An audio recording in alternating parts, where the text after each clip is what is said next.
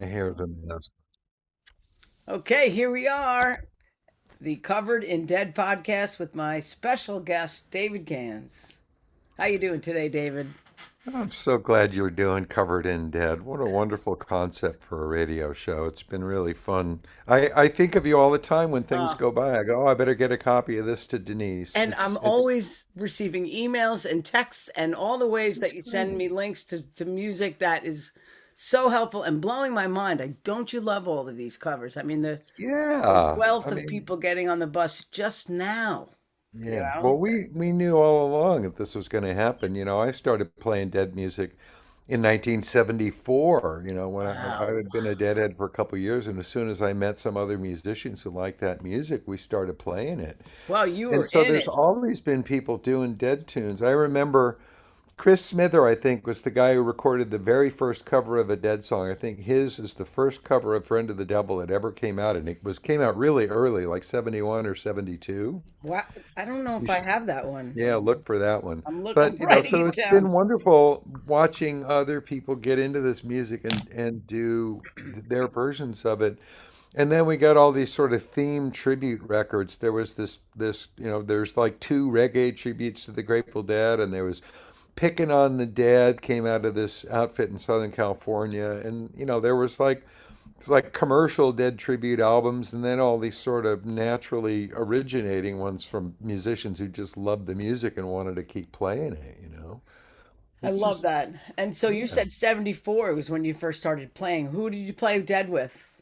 Well, a guy that I was in San Jose when I first started seeing the Dead. I moved to Berkeley in 1973, late 73, I guess it was. And a guy that I went to high school with had gone up to Cal in Berkeley, and he just dropped out of Cal and was moving back to San Jose when I moved up to Berkeley. And he gave me a phone number. He said, "Call my friends on Etna Street. They play Grateful Dead music." So when I got to Berkeley, I called these guys, and they invited me over, and we started playing together. Nice. And we've been in and out of bands over the years. And one of those guys I still play with at least once a year, Who's that? Bob Nakamine.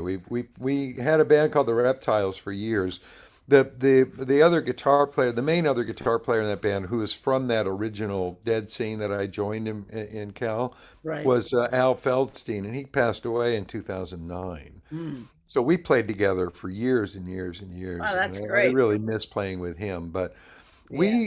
we adopted that Grateful Dead model. We never just played Grateful Dead songs because Al and I were both songwriters. Right. So we thought the Grateful Dead and the Commander Cody and his Lost Planet Airmen were our role models because they were like bar bands that had their own music as well. And they would mix in their own stuff with stuff from other places. They'd Right. play like, Commander Cody had a lot of original tunes, and they played Western swing, they played honky tonk music, they played R&B. And the Right. Dead were the same thing. They pulled music from all over and mixed it in with their own stuff. Right. And that's what we did. We played our favorite songs from all these other people and mixed it in with our own stuff. And to me, that's the most important thing from the Grateful Dead was, you love these stories, great, but tell them in your own voice. Right. Right. Yeah, I appreciate that about you. I've always like I play a lot of your songs on the show Covered in Dead, and I appreciate your fleshing out of certain parts, and you're giving color in new areas or different areas, that might not have been as fleshed out. That intro to Box of Rain is what I think about. You just really take that and you're like feeling it, you're setting up probably a loop or whatever, but it's Yeah. just so nice to hear it just grow as the song evolves. And that's something I'll say a lot about your covers of the Dead songs is that they breathe, they have some sort of something that hadn't been done by the Dead. Or, maybe not all of them, but a lot of them I can say, "Oh, I like how he took that out there," or Oh, just cool. your own interpretation. I mean, that's what this whole thing's about. I would have to agree with you. There are the purists out there. I know many of them who, when I say something like, let's do Love Light, well, what do you want to do? The 68 version? You're going to do the, and it's like, how about our version? Well, Yeah. no, no. There And you I'm like, go. well, that's That's what we're gonna do. So, Well, when I go sit in with a band, I'll very, if we're going to do some, I'll say something like, let's do bird song, but let's do a 72-ish bird song, not an 89-ish bird okay, song. you're You know what I allowed mean? to say that. Yeah, but it's not let's play an exact copy of that. Yeah, It's let's play that vibe, that sort of tempo and that vibe rather right, than the later ones. And right. God forbid we should play in 1983 Eyes of the World at 200 BPM and things like that, right?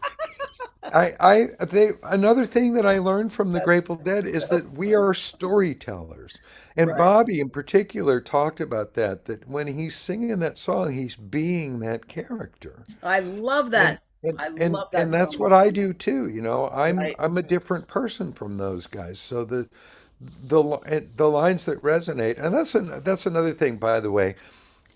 When I choose songs from other people to add to my own repertoire, I sort of think through them and go, okay, what is it about this that's grabbing me? And sometimes it could be just one line Right. that said it. I feel like I choose material that furthers my own narrative, even if I can't tell you exactly what that narrative is. So, one of my favorite old Graham Parsons tunes is "Return of the Grievous Angel," Okay. and it's a great song, and I love the melody and I love the vibe of it and stuff. But there's something about that line, "And the man on the radio won't leave me alone." That I think is like the song that connects it to my story. You know what I mean? That's great. It's Yes, little yes, things like that. It's like, 100%. you know, You're the like man what on the is it radio. about that song that makes it sound good coming out of my mouth? And by contrast, there's a bunch of Bob Dylan songs that I've tried to do over the years that I don't feel they sound like gibberish coming out of my mouth. Huh. And I love hearing somebody else, like for example, in a band 30, 40 years ago, I was in a band and our bass player would sing um, Chimes of Freedom. And I loved playing Chimes of Freedom. I Yeah. loved him singing it. But when I try to sing it, I can't make those words make sense coming out of my mouth. Okay. Yeah. And it's not a put down of the song. It's the fact that Right. it doesn't connect with me personally, and that's the only thing that Right. matters. So Sure. I pick the ones that fit in my mouth, as it Right. were, or sound right coming out of my heart. Right. Yeah. Wow, there you go. Yeah, sure. That resonates with you. I can agree with that. But it's interesting you say that, and then just saying it. The Brown Eyed Women, when we were talking about songs, and it was Jack Straw, and we can share the women, and I kind of felt like I didn't feel like that totally resonated in the way that I wanted to project that image, and then or that song and that image, or I don't know, maybe just that song. Let's just say that song with the ladies. I don't know, and I got a little To stuck. have that line coming off of your stage could Got, be got, weird. thank you. It I got a little stuck there, right? So then No, I saw I Bob see Weir, that. though. Yeah, you can see that, right? You can at Yeah, least understand that. I was met with what? That's a great song, and I'm like, there's no disputing this. This is a great song. yeah. And so then I There's saw it. there's a woman out here, African American singer out here who suddenly figured out that the phrase "Mr. Charlie" from that, there's a Pigpen song called Yeah, "Mr. Charlie." sure. Been covering it for That that 30. that is a really, really ugly phrase from American, racist history. Mr. Oh, Charlie was like a slave driver kind of guy. And it sort of throw a little bit of a wrench into the scene around here. oh, It's like, wow, should we be singing that song? And I don't know whether I'm sure that Pigpen wasn't a racist and wasn't enshrining slave drivers yeah, right. in his song, but Sure. it's understandable that that phrase can be incredibly jarring to people of color. Wow. Well, I So did it's not something to know that. think about. And there are Right. other songs that I don't like to sing because of what they say. Yeah, well, I'm glad to hear you say that. But what I'm going to come full circle with is hearing Bob Weir on the. I think we actually talked about this on your Tales show after Bob Weir passed on Tales from the Golden Road. But just that I was enlightened. I had another perspective of that when Bob talked about on CBS Good Morning or the morning show, whatever it was, that he was a storyteller and it wasn't always his story. So then Yes. then I could really get behind this. Now I had the freedom, and I tell you, it's trickled into, or it's rippled into so many areas where it's gone beyond just that song, but it's kind of like, well, right, this doesn't have to be my story, but wow, what a great song this is. And I love singing it, I love playing it, I love having all those harmonies and whatever, Jack Straw especially. And And it's a character like Randy Newman, Short People, right? It yeah, was a big controversy, and he's not that guy. He's just singing in the voice of that right. guy. That's So funny. that's something to think about. But there's just certain ones that I don't want to be saying. I That think that's fine. even If though it's you're a character, I just kind of it doesn't feel right saying that I phrase. think you have every right to choose Yeah. what you want to, what stories you'd like to tell, what songs you want to sing. So in keeping, so what are some of your favorite songs to cover by the Grateful Dead? In your solo, in your bands. Oh God, I have so many that I know are it my changes all the time, but give me one right now. What is there one you've got Wharf Rat back? off the top of my head. When Oh I yeah, just think Wharf Rat is one of the greatest songs, an example of the literary magic of Robert Hunter. It's a story within a story. yeah, It's beautifully told, easy to sing, yeah. and just the vibe of that song is so nice. I'll tell you though, as a performer, Jerry Garcia kind of ruined it for a lot of people because he could get away with all those slow songs in a night. And most Yeah, of us are playing smaller places where there's yeah, dance floors going, come right. on, man. Yeah, I So, you know, going going through that right now. I feel you. I have Jerry had the license to do but ballads, he's and most of the rest of us can't get away with that and many. all night, and we'd be hanging on his every word in that Yeah, night of ballads, right? Yeah, that yeah. is so true. So tell me some of your favorite Grateful Dead, some covers by other artists doing Grateful Dead songs. What's some of the ones that you really like? You said Chris Smither, Friend of the Devil, was one of the first. Well, you mean my favorites of other people's covers of Dead songs? Yeah. Uh huh. Yeah. Oh Right. God, so many. Well, I put together an album of those for Grateful Dead back in the day, called "Stolen Roses: Stolen Songs of the Grateful Roses. Dead." Because Yeah. so when I started doing the radio show, 40 years ago, though I was always looking for those things. Anybody that covered a Dead song, I wanted to hear it and play it on the radio, and they would come up in the weirdest of places. And that record, it was harder to find them in those days. Now you could do a box set of 20 CDs full of Grateful Dead stuff, Yeah. and there'd be very little redundancy in it. Yeah. It's But in those crazy. days, it was a little more work to find the really good things. And there were like a punk band out of LA called the Pontiac Brothers did a really interesting cover of Brown Eyed Women that Oh I was yeah. able to license. And Loved it. then Leftover Salmon had they had this whack ass version of Fire on the Mountain called Pasta on the Mountain that I got to put on the album. That's great. But I think I really like the so many. It's like be impossible to narrow it down. The Dave McMurray albums that came out over the last couple of years out of Detroit, his Yeah. his Grateful Dead saxophone stuff is magnificent. I love what Don Was is doing with the Pan Detroit Yeah. Ensemble doing the whole Blues Wow. for Allah album. Wow. That's And fantastic. the Gillian Welch and David Rawlings are touring this year with an amazing acoustic Grateful Dead. Yeah. Yeah. Wow. Really fantastic. But I've a lot of my favorites are like unsung, they're just the people that are out there playing live every week doing it. Oh, They may not be on records, but they're right. in real time in the real world playing for real audiences, Right. playing those songs from the bottom of their hearts every day of our lives. Yeah, how lucky are we that we do have a wealth of bands to go see that are playing the songs like this, like you say, and I appreciate that about our community so much is that you can get some different takes on things.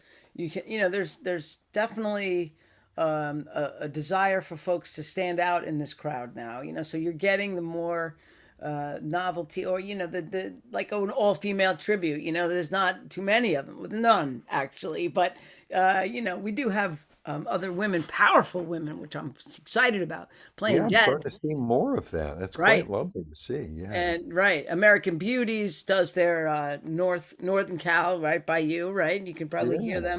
hear them right now, Sunshine and the crew. But Yeah. yeah, what a great time for people that are Latin Dead. Oh, I love that with John Kay, Latin Dead. That was so much fun. Yeah. There's Reggae Dead. There's all these things that are just There's so. Bertha Grateful Drag. Those We guys are love out them, there Bertha making Grateful a whole Drag. nother statement.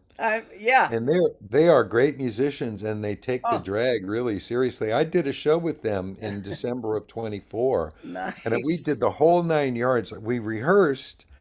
And then and a friend of mine owns, I play a Rick Turner Renaissance. And Right. the woman who does repairs my guitar at a shop here in Oakland is a former Rick Turner employee. Oh, And when she heard I was doing this show, she said, "You should borrow my purple Renaissance for this gig." And I did. oh, And so the nice. Bertha people, after rehearsal, we went out shopping. We went to a thrift store and found a purple dress for me. Oh. And we went to a wig store and found a purple wig for Oh me. man, that's And so great. on the day of the gig, I went over to the venue in the early afternoon. I spent 4 hours getting into drag. Yeah, They take that seriously. I know. And I had such a good time doing it. Joe Craven was there that same night. Oh, The that's T right. Sisters were there. Wow. It From was Moon just Alice, wonderful. the T sisters. Yeah, yeah, they Yeah, work with yeah, Moon Alice, but yeah. they're an act of their Right, own right. outside of Moon Alice. Wow, yeah, But it was nice. just so much fun to do, and they do that. They're on tour now. Every gig, they spend Yeah. like 4 hours getting into their drag and stuff. So they take the whole thing really seriously, and they're spectacularly good I musicians. just saw them here. It's the second time I saw them on Jam Cruise. I got to meet them Yeah, on Jam Cruise, yeah. and was happy to connect with Melody, who's Monk. Daddy Bertha, and really just a great crew of talented folks. And Yeah. I'm so impressed by. I mean, they did a Viola Lee. I saw them right here. I don't know, last month at the Bearsville Theater. I'm pointing because it's right over there. Yeah, The Bearsville. yeah. But wow, that I'm telling you, I've never heard anybody cover a Viola Lee like that, and I especially love their primal approach. I love the rawness of the music, but the vocals are in a place that is superb. I was so Okay. impressed with everybody's vocals in. Now you have brought up a subject. Okay, You do know, it. I have often been, well, not often, but I have occasionally been disappointed in the vocals from Dead tribute bands. It seems like everybody wants to get the guitars just right, but they don't put enough energy into their singing. And Yeah, here's the thing, my vocal range is a good deal lower than Jerry's. So I wind up transposing most of his songs down so that they suit my range. right. And I've had that conversation with various people, well, let's play Scarlet Begonias in G. And they go, but all the licks are in B. And it's like, okay, but it needs to be a song that I can sing. And if it's out of my range, it's Right, not going to sound good. And right. I think there are people who give the vocals short shrift in pursuit of accuracy of the instrumental part and stuff. And I'm willing to sacrifice the lick Right. because I need to sing the song in a That's way right. that works for me. Yeah. And in fact, it's important to me to not play all the canonical stuff. I never want to imitate those guys. Again, I'm telling the story in my own voice, so I will transpose it because it forces me to do the song Right. differently. It Yeah. requires me to do the song differently, and I'm less interested in accuracy than I am in passion and authenticity. So I sing the song in a voice that works for me, and I adjust my arrangements to suit that performance. That to me is the mission. The song, the text, and the music of the song are the basic plot plan of the building that you then create live Hmm. right there, you know? Yeah, that's a conversation throughout many bands on many shows or many Yeah. rehearsals. How about we change the key to, and well, I can't sing it in that key. It's like, and then the no, we have to keep it in this key. No, I'm not going to use a capo, or we got to have that lick, or whatever it is. And I've heard it for 35 whatever years. Yeah. I Well, understand. I think suiting the singer is something I've just grown kind of accustomed to. It's somebody's going to take that song on and just sound good singing it, because that's, I think, what a lot of us gravitate to lyrics. Of course, guitar work, no doubt. We had Bobby and Jerry shredding, but at the same time, we're a different band, and I'm a different person, so I'm going to sing it from my yeah, voice, right? it's got to be in the, yeah, it's got to work for you. Yeah, no doubt, no doubt. Otherwise, it's not going to work for the audience. And I've been disappointed that certain musicians who are really, really well known for their playing don't put the energy into their singing that I think that they should. And I am Hmm. not going to name Yeah, specifics, but right. it's Well, it's just it's to me. But another thing I think, Denise, that matters is that I was writing songs myself before I ever heard the Grateful Dead, and the first thing I ever played on the guitar was the song that I wrote with my brother's help. I had an older brother with a guitar, and he taught me chords and set a couple my poems to what turned out to be stolen music, but that's okay because it launched me as a songwriter. sure. So I was writing my own songs as soon as I started playing guitar, and so I never fell into that thing of wanting to totally identify with one other person, or just, it's like I never wanted to be like, oh, I'm just going to be Jerry Garcia. I was Right, David Gans before I got into the Grateful Dead, right, and so I spent my life adapting that music to my own sure. thing. And that's what they did. See, I consider myself a direct descendant of the Grateful Dead. I do exactly what they did. I write my own music. I do my own interpretations of other people's music, and I stitch it together with improvisation. Right, And to me, when I talk about the Grateful Dead and explain the Grateful Dead to a lay audience, that's one of the main things that I tell them, is that they didn't privilege their own material. They gave equal weight to their interpretations of other people's music, and they weren't just cheap covers. Listen to Bonnie Dobson's yeah, Morning Dew, and then yeah, listen to the thing that the Grateful Dead turned it into. Her right, song was a 2.5 minute, post-apocalyptic, sad song, and Jerry took it and he took out the things that were specifically connected, like now there's no more morning dew. He took out the specificity of that and made the song infinitely more valid and powerful, because it became less about that one specific thing and more about general apocalypse or sadness or grief. And then he added that "guess it doesn't matter" thing at the end and opened it up into this jam. And you listen to the Europe 72 version of Morning Dew, it is a magnificent piece of rock and roll chamber music with this incredibly passionate performance of his singing and what the whole band did around it. yeah, And I'm sorry, it just completely dwarfs the original recording of Morning Dew, right? right, exactly. And some of the things the Grateful Dead were less. Bobby's cover of "It's All Over Now" wasn't a revolutionary reinvention of that Right, classic, but right, it's still right, pretty damn cool, right, right? right, But like, exactly. and Viola Lee's, you mentioned Viola Lee earlier. You listen to the original Jug Band version. Was it Will Shade and the Memphis Jug Band, or was it was the other guy? Gus can no, Gus Cannon's Jug I Stoppers with think it. it And was. you listen to Yeah, it's like what the Grateful did. They yeah, took that junk band, that piece of country blues, and then they blew it up into this gigantic improvisational juggernaut. So it's that. yeah, Each of us has an obligation to find the stories that work for us and then figure right, out a way to tell them in our own voice. right, right. Oh, I appreciate that outlook, and that you echoed my feeling on that. My Well, there's a reason why we're good friends, you and I. I thought about that recently. It's just 10 years, I think, just about this Labor Day that I met you at Roni's house. Yeah, what a night. You I know what else about that night? Mike Dubois was there, and I never knew it was Mike I Dubois. It was didn't just a guy either. named Mike at that party. I had no idea it was Mike Dubois. I see the That photos was, you from, met Mike the first time there too? yeah, the first time, but I didn't No even know it was kidding? him. I thought Yeah, you'd known him forever. no, and then I didn't know him for years after. It was only Oh, maybe no kidding. 3 or years later, and then we Oh, only put it together recently. I'm going to see Mike tonight for a that's rehearsal for our fantastic. Misty Mountain That's so Ramblers. cool. Yeah, I know, and I'm like, I met you that day. I don't even remember meeting you that day, but yeah, that was a good time. But Roni was so sweet because you were passing through town, and I got to say, she was so excited for me to meet you.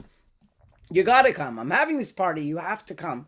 You have to meet David. You have to meet David. Oh, And I I'm went so glad early. she did. I know, me too, David. I remember just feeling like you were a lost brother, you a found Yeah, brother. we Really, you just were. connected. Yeah, We just immediately. And connected. then we smoked the I love weed. that with people. I said, you I've want some had that weed? experience. Go I said, ahead. you want some weed, and you opened up your tin. You want you would you like some weed? And we both were sharing weed. I was like, this is my brother. I love this man.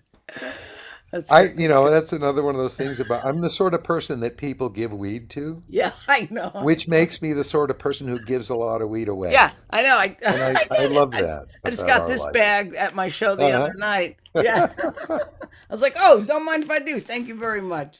Yep. But Always of happy to course, accept it and always happy to yeah, share it. exactly right. David, it's been a pleasure talking with you today. I tell people where to find your original music. Where can we find that? Well, I'm on Bandcamp, Right. dgans.bandcamp.com.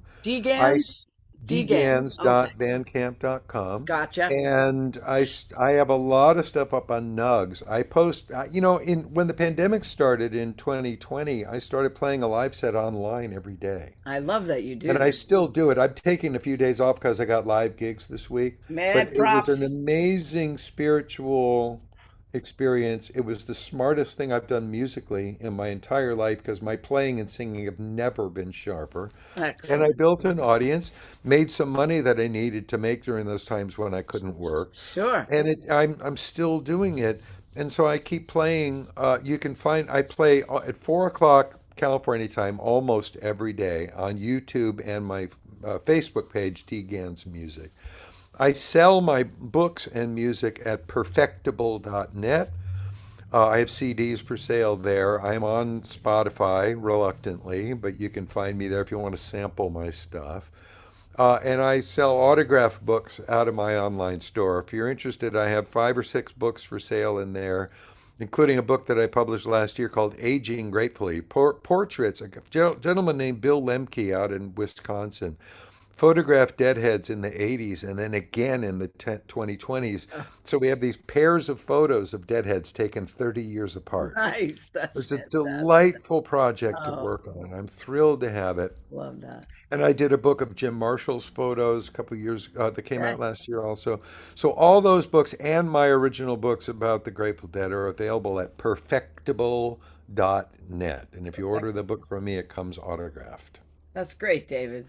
I'm Thank you. sorry we only had half an hour to do this. I hope we'll do Well, it again sometime we and talk about more. we can certainly talk about more. Well, hey, you know what? Let me ask a few more. Let's just dive Okay. in for 5 more minutes, all right? So Okay, tell good. me about when you first met the Grateful Dead.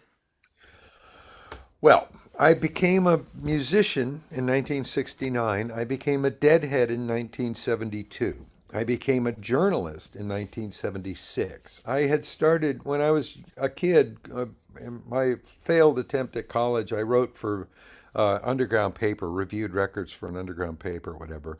But in 76, a magazine started here in the Bay Area called BAM, Bay Area Music. And I went to them and became a writer. I started doing stories about music around here and reviewing records. Just like everybody else, I wanted free records and concert tickets and stuff, but I wound up being fairly good at it. And they put me in charge of the Grateful Dead column. Already in 1976, Wow. in Northern California, the Grateful Dead were important enough to merit a regular feature. So they had a column called Dead Ahead, and they put me in charge of it. So I started going over to the Grateful Dead office and hanging out with Eileen, and she'd give me tour itineraries and I started meeting people in the office. And in August of 77, they sent me down to LA to interview Bobby while he was making his second solo album, Heaven Help the Fool. So I met Bobby and I started hanging out with Bobby a little bit. And that was, he was beginning his solo career. So he released the album and he starts playing gigs with the Bob Weir band in the beginning of 78. So I came, I was covering him and it was really useful for him to have a sympathetic journalist hanging Right, out, right? right. So I sort of became his pet journalist for a few years there and I got a lot of interviews with Bobby over the years. I interviewed Hunter for the first time in November of 77. And I had met Mickey and interviewed Mickey. I interviewed Mickey on the phone in the summer of 77 when he was in the hospital with a broken collarbone. Oh, So just going there and covering that beat regularly, I started to meet these people and I got spent time hanging out with Bob. We kind of did bachelor shit together for a couple of years. Double dated with him a couple times. We went to concerts together and stuff. Um, and so my journalistic career overlapped with my Deadhead career because I got to do stories on them a lot, and right. they all got to know me. Blair Jackson and I interviewed Jerry together in 1981. Very, very major. It took 2 days. We did two long sessions with him. Most of that stuff got published in a book, Conversations with the Dead, along with a lot of my early. The Weir interview is in there as well. The Hunter interview is in there. So I got to be friendly with him. And then Phil, who had not done very much press at all, agreed to do an interview with me in 1981, and we hit it off. He immediately recognized that I was a musician who understood what they were doing more than most of the journalists that he spoke to. Right. And I think all of the Grateful Dead people sorted that out immediately, that I could speak their language and could help them be understood. I'm still doing that to this day. I'm Yeah. teaching a class for Stanford now twice a year, Love which that. is basically explaining Grateful Dead music to non-musicians and helping musicians to become understood. I've interviewed musicians. I became an oral historian over the years. It turned out so much fun interviewing deadheads all these years, interviewing musicians all Yeah. these years. It's just been so great. So I have this very cool position as kind of a middleman in the Grateful Dead journalist world, and it's just been a thrill and a Wow. privilege.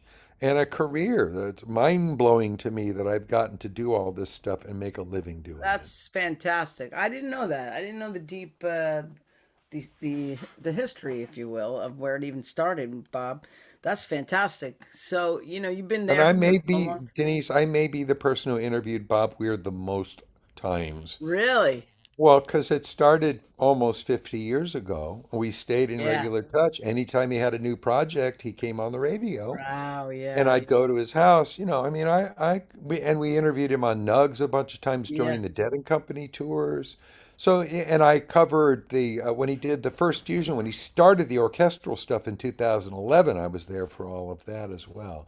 So I don't know how many, I haven't counted them, but I probably have a couple of dozen interviews with Bobby that I I collected love over that, the David. years. And I suppose it's really just so much of a part of you for all your.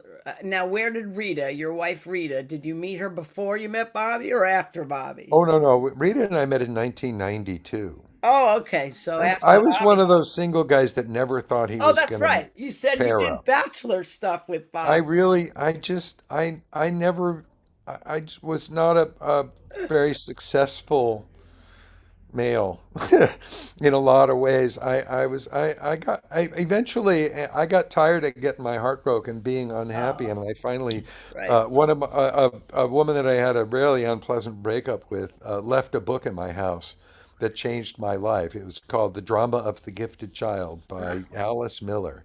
And Okay. it's a psychology book. And I read it and I realized that I had a bunch of sort of emotional knots in my heart that I had to Hmm. deal with. And I Okay. went to work dealing with them. I found a therapist who also was a deadhead, by the way, and I'm still friends with. And I spent a couple years going to see him once a week and getting my shit together. Yeah, good. And by the time I met Rita in November of 1992, I was much more stable and whole a Okay. person. So I was ready to do the work with her. That all So makes that's sense. we are now 32 years into our Yeah, that's relationship and fantastic. 31 years into our marriage. Oh, that's wonderful. Yeah, that's right. It kind of stands out as something did recall that you were in the 90s with Rita. Somewhere I saw that one of your Yeah. posts making Well, references to that thing. she Oh, she I you're a lucky man. I am an insanely lucky man. We did the work. We saw also I did love that counseling about together you. and stuff. I love that And about you. I owned it, man. I knew I needed to get my shit together so that I could be a proper mate. And I every damn day, I'll tell you something, Denise. I want to write a song about this because every single night of my life, she goes to bed first. And I stay up later and do a little more reading and stuff. And every single night when I come to bed, there's this moment when I climb into that bed next to her.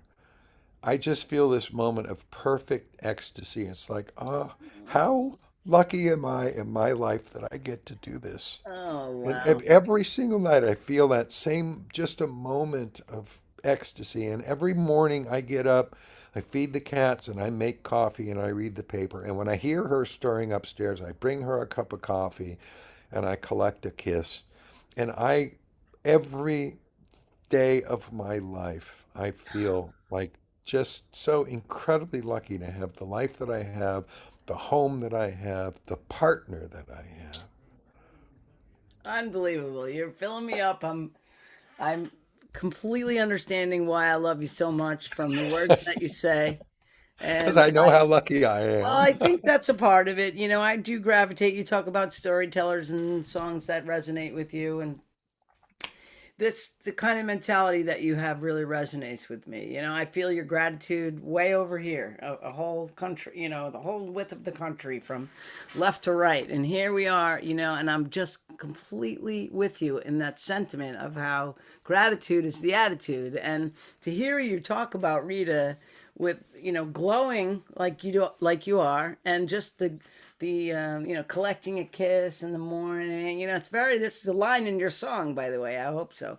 There's something about collecting a kiss, but the fact that I've been you give trying your to write the perfect love song. It's a long project, and I don't know when I'm going to finish it, but I'm well, trying to write the perfect well, song for our love.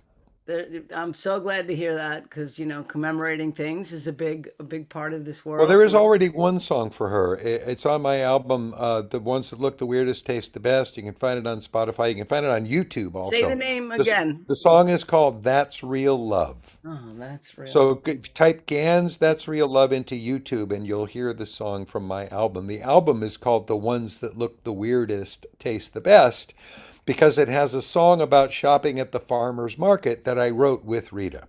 Oh, I love that. That's great. When did you release this one?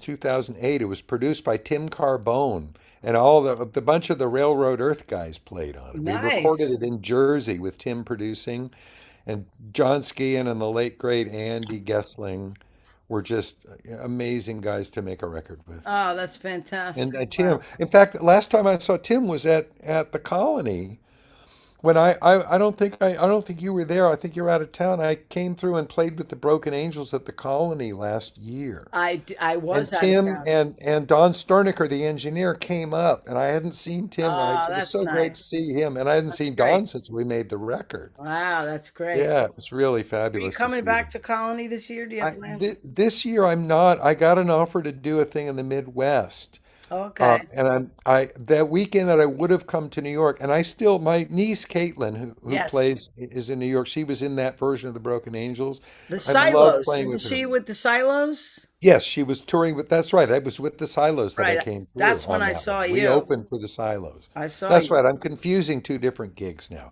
I Oh, came through with the Silos when I played the Colony I that was at that that. I was at Okay, that. you were there. So that Were was you? the first I hadn't seen Tim in years.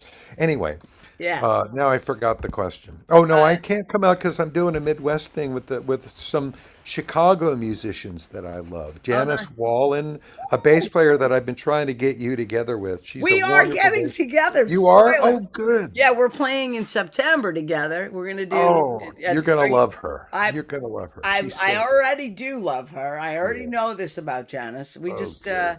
we fell into playing with Jen Rund, which has been Yeah, really nice she's from also American great. Beauties. Yeah, also Yeah. very great, great energy. And but Jen can't make some of the shows that we're playing in September with Brown Eyed Oh, Women, good. so we're playing with Janice You're Wallen, gonna love and that's all Janice. because of you. Another Oh, thing, good. That's great. another thing. Well, Yeah, I yeah, mean, crazy, crazy good cool. stuff. So I'm playing a I think that's we're all because yeah. we're playing a brew. We got an offer to play a brewery in Dowagiac, Michigan, the southwestern Michigan, on June 20th. So I called these other musicians, Joe Day, another great musician from Chicago, and they're bringing. I was using Johnny Reed from Terrapin Flyer, but he's going to be out of town with them. So they brought a drummer named Brett Baxter in that I'll be playing with. So we're playing in Aurora, Illinois on June 18th. We're playing in Milwaukee on June 19th. This Sister Lakes Brewing in Dowagiac, Michigan on June 20th, and then Garcia's Chicago on June 21st. Nice. So I want to come out and do another tour with Caitlin and her mates because they're great musicians too. That was a That's great this show. thing, Denise, that we because we speak the language of Grateful Dead music, you and I can walk into a room in a place thousands of miles from home and step on stage with people we've never met and make good music Yeah, isn't because we all love this thing so much and we can speak this language together. It is a glorious thing to be it's a able to do that. gift. What a gift we have. I say It that. is. I say that, and I feel that this connection, friends we haven't met yet. All of the facets of that beautiful diamond. Where Weirdly enough, John Denver wrote the perfect line to explain that. oh, Coming what's home to a place he'd never been before. oh, that's nice. I feel like that. Yeah, that kind of that coins it pretty well. I think nailed it. Right? John Denver, who knew? Swoosh. All right, David. Well, that's a good that was a good additional little segment there. I'm glad that we stuck it out. Let me stop recording, so we'll say goodbye now, and then we'll do our goodbye. All right Love you. after this. Thanks for having me. I'm very glad to have you. It's such a pleasure, and we'll do it again soon. David Gans, everybody. Thank you.